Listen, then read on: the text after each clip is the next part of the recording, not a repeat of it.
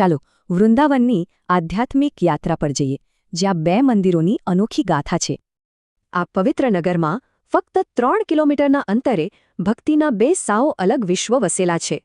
એક છે 21મી સદીની આધુનિક અજાયબી અને બીજું 16મી સદીનું એકદમ પ્રાચીન અને પવિત્ર ધામ.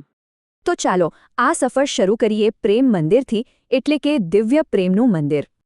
આ મંદિર કેટલું વિશાળ છે?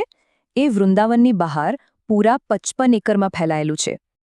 આને બનાવતા પૂરા 12 વર્ષ લાગ્યા અને ખર્ચ 150 કરોડ રૂપિયા. આખું મંદિર ઇટાલિયન માર્બલથી બનેલું છે અને તેની કોતરણીમાં કૃષ્ણલીલાની કથાઓ જીવંત થાય છે. અને સાંજે તો એનો નજારો જ અલગ હોય છે, એક શાનદાર મ્યુઝિકલ ફાઉન્ટેન અને લાઇટ શો સાથે. પણ સવાલ એ છે કે આટલા ભવ્ય મંદિર પાછળ કોણ હતું?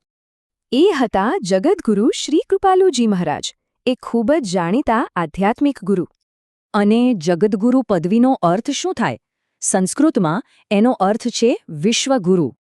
આ ટાઈમલાઈન તેમની આખી સફર બતાવે છે, તેમના જન્મથી લઈને 2012માં મંદિરના ઉદ્ઘાટન સુધી. હવે ચાલો એ 3 કિલોમીટરની તીર્થયાત્રા કરીએ, જે આધુનિકતાને પ્રાચીનતા સાથે જોડે છે. યાત્રાળુઓ ચાલીને ભક્તિભાવથી આંતર કાપે છે અથવા તો રિક્ષા કે કારનો સહારો લે છે. અને આ સફરનું અંતિમ મુકામ છે વૃંદાવનનું પ્રાચીન હૃદય, બાકે બિહારી મંદિર. આ મંદિર 16મી સદીનું છે અને તેના ઊંડા ઇતિહાસ અને ખાસ પૂજાવિધિ માટે જાણીતું છે. અહીં પૂજાની શૈલી એકદમ વિપરીત છે. મૂર્તિ સામે વારંવાર પડદો ખેંચવામાં આવે છે. એટલે આ માત્ર ભૌતિક અંતર નથી, પણ શ્રદ્ધાની સદીઓને જોડતો એક પુલ છે. વૃંદાવનમાં આધુનિક ભક્તિ અને પ્રાચીન પરંપરાઓ એકસાથે મળીને આધ્યાત્મિક વારસાને વધુ સમૃદ્ધ બનાવે છે.